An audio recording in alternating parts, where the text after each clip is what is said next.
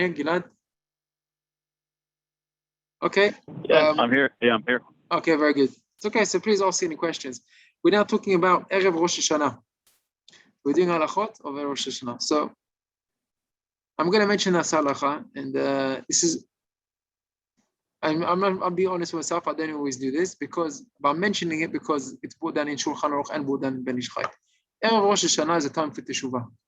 Everyone needs to know that. It says in the book that everyone, officially, there's people that have a minhag to fast on Erev Rosh Hashanah. Okay, I'll tell you the reason why I don't do it. First of all, it's very difficult, and also you come into Erev Rosh Hashanah very hungry, and I know for myself, when I'm hungry, it's a very short temper that I have, very short patience. And Rosh Hashanah is a time where it's asur to get angry. Asur. You're not allowed to get angry at all. So I tried once, and when I see it getting me edgy, I don't fast. But you should know, it is a time for Teshuvah, and it's a minhag to fast, more than in Shulchan Aruch. If someone's easy for him to fast, and even if you don't, well, maybe one day when I'm a tzaddik, I'll get the Erev Rosh Hashanah, I'll do my time. Maybe do partial tani. But like there's a minhag of the tzibur to fast because of Teshuvah. The other thing is that we don't blow shofar on Erev Rosh Hashanah. But what do we do? What are the things that we should do on Erev Rosh Hashanah? So part of the Teshuvah is that people go to Kivrei Tzadikim to pray on the Kivrei Tzadikim.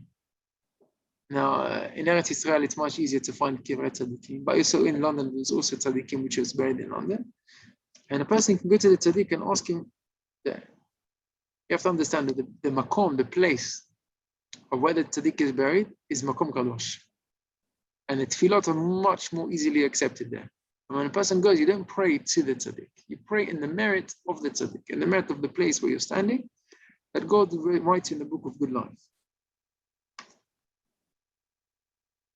And Hashem, in the merit of the tzaddik, you ask, you should be written in the good of good life for a good year, l'shana tova metuka. That is also very important. The next thing is on Erev Rosh Hashanah is to have a haircut, to cut your hair. You should try. I don't know if the barber shop is full on Erev Rosh Hashanah, or if you find someone else to give you a haircut. By having a haircut, I'd like to welcome Joe. Yeah, even if you just had a haircut last week or this week, Erev Rosh Hashanah is a time to have a haircut.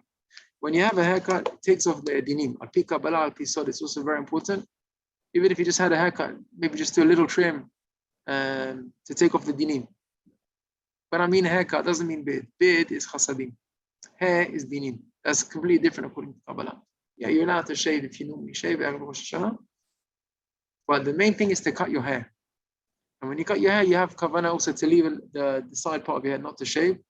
There's also mitzvah min Torah, doraita, not to shave the sideburns of your hair. But also, it's part of Teshuvah. A Baal Teshuvah has a haircut. So on Erev Rosh Hashanah, we have a haircut. The next thing after the haircut is Tefillah b'mikveh. Even if someone doesn't normally go to the mikveh, okay? And it's also very important to do mikveh even on every Shabbat. Erev Shabbat, every Friday. We always had a minhag to go every Friday. But even if someone doesn't go every Friday, Erev Rosh Hashanah is very important to go. The Ben Ish Chai writes it down. And then in the mikveh, you do 5 tefillot. You go down 5 times under the water. And there's a reason for why the 5 times. One of the main things of mikveh, apart from that, it purifies mitaher, the neshama and the nefesh, and gives you ability to understand more Torah, b'kedusha and tahara, but also helps you to control your anger, kaas. Not only it's also a tikkun for kaas, it also helps you to control for anger. Now, don't ask me why, I don't know how it works, but that's what the book writes. When you go in the mikveh, it helps you for kaas. And especially on Erev Rosh Hashanah, when you don't want to get angry on Rosh Hashanah, because it's a bad sign for the whole year. The whole year. It's Rosh is the head. Everything is in the head. Everything is in the mind. The whole body is controlled from the mind. So, the first thing is Kivrei Tzadikim. Second, if you can go, if it's nearby. Second thing is haircut. Third thing is mikveh. Now, if you can't go to mikveh, if you are in How do you say bidud? Quarantine. Thank you, quarantine. If you're in quarantine, or for the mikveh is closed, or if you don't have a mikveh, what do you do? Then I don't want to say like it's next best, yeah. So it's like if you promise to try out the holiday to Orlando and instead you take him to the park, yeah, this is the difference, okay? So if you don't go to the mikveh, the next best thing is to pour tisha kabin. Tisha kabin is like 12.5 liters of water on the top of yourself. And you can't do that in the shower, but it's like 6 minutes of just running water just under the shower. You have to actually be under the water for 6 minutes, okay? Now, if you're not used to having, that's like a long shower. If you're used to having quick showers, 6 minutes is a long time to be fully under the water. That doesn't have to just have the water running. It has to be on you. Well, like I said, it's a major difference, yeah? It's not like going to the mikveh. It's just better than nothing. Best thing is to go to the mikveh. But if you want to do better than nothing, to have 6 minutes under the shower, not everyone can do. I'm assuming everyone has the shower in their house. Is there any questions? No. Should we do 2 more halachot? Yeah. Okay, so the next thing is to prepare a candle. On Rosh Hashanah is Yom Tov, and before Yom Tov, we have to prepare a candle. Why do you prepare a candle? Because you're allowed to cook on Yom Tov, but you're not allowed to start a fire. If you have a candle already lit, you use this candle to light other candles, or to light if you're having a gas hob, you can use that to light the gas hob. Can you use a ner neshamot?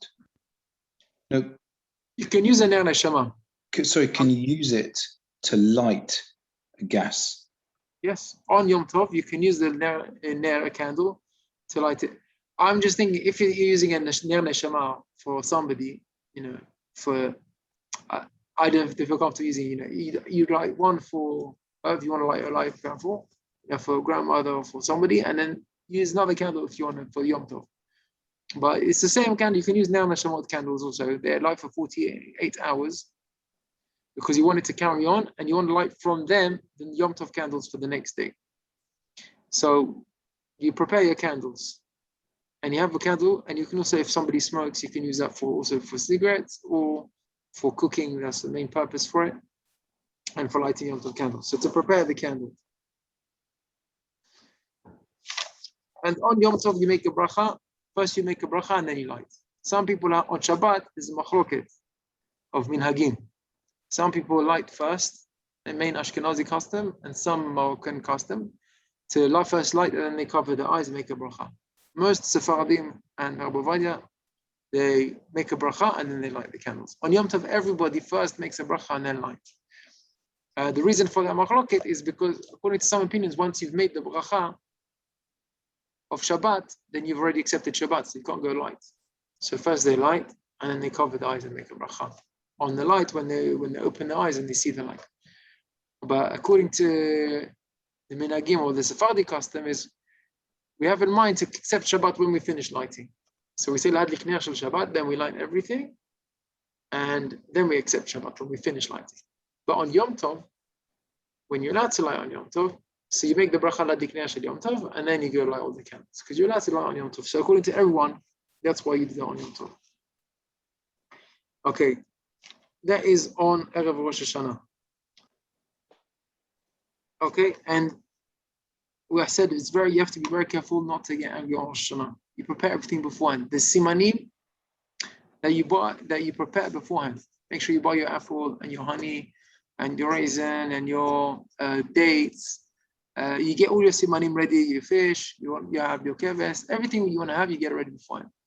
If you're missing one, okay, that's fine. Doesn't matter. You just say the yeraton. Then actually have to eat it. If you don't like it, you can also just say the yeraton. Then have to eat it. But the worst thing is to make a fight about it and make a fuss about it. Get prepared beforehand, and it is important to do it. It is important to do it, and if you can eat it, it's important to eat it. Why?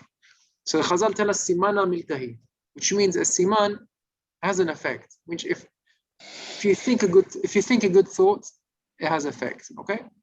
If you say a good word, it has effects. It affects has a positive effect on the existence. But if you do an action, positive action, it's even more powerful.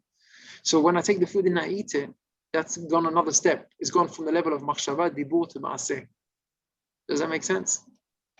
Yeah. Right. So I wish you a happy new year and a sweet new year. I think it and I say it, and then I do an action and I eat the actual sweet apple and before the kiddush, open up the machzor, and there's a lot of psukim, tefillah of the Ben Ish Chai, not normal kiddush. It takes a couple of minutes. It takes maybe 10 minutes to do this kiddush, to say all the brachot of the Ben Ish Chai. You say V'noach matzachen b'nei Hashem 12 times, Tzadik Atama Yifrach 10 times, 12 times, Or Zahu ala Tzadik, you say 17 times. And there's a whole long list. Say that kiddush. It maybe take you 10 minutes, but it's very good for the whole year to have a good year. Baruch Hashem, I do it. Baruch Hashem, we've been blessed with all the blessings of HaKadosh Baruch Hu. Maybe we'll just end off with what do we eat on Rosh Hashanah? What do we not eat on Rosh Hashanah? So there is a minhag to eat sweet things, and this is there's a pasuk in Navi. He said, "V'yom alechem lechu ichlu mishmanim." Go eat fatty foods. That means meats. V'shtu mamtakim. Drink sweet drinks. V'shilchu manot.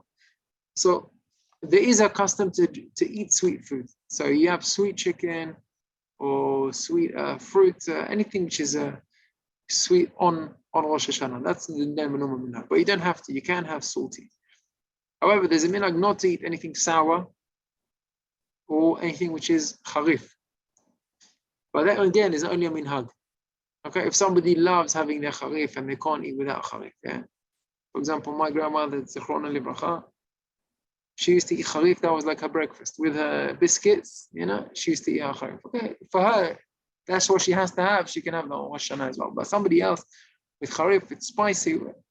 We don't want to have that on Rosh Hashanah. So that's a minhag not to have spicy food. But according to halacha, if someone loves it very much, then he can eat it. But even then, maybe you should say for the simana milta, just to say yiratzon, we should have be charif b'Torah. Yeah, that the charif should be going on the Torah, on the Shemata Mitzvah. There also is a minhag not to eat nuts. Not to eat nuts. Not to eat what? Some people have not to eat nuts. No. Why? Because egoz is the same gematria as chet. Egoz is chet. But egoz is specifically nuts, not including peanuts. Because peanuts is not egoz. And that's it. And I think also grapes, not to eat black grapes or black olives. Just to eat green or white olives and white grapes. With black was a sign of sin. But that's also just minhagim, but it's not halacha. Is there any questions? None that spring to mind. No. Okay, so B'ezrat Hashem, next week we'll speak a little bit more about Rosh Hashanah, a little bit about the tefillot, a little bit about tashlich, a little bit about the shofar. I hope you all enjoyed tonight's shir. Thank you all for joining us. Thank you. Wish you all a Shabbat Shalom. Shabbat Shalom. And have a good night.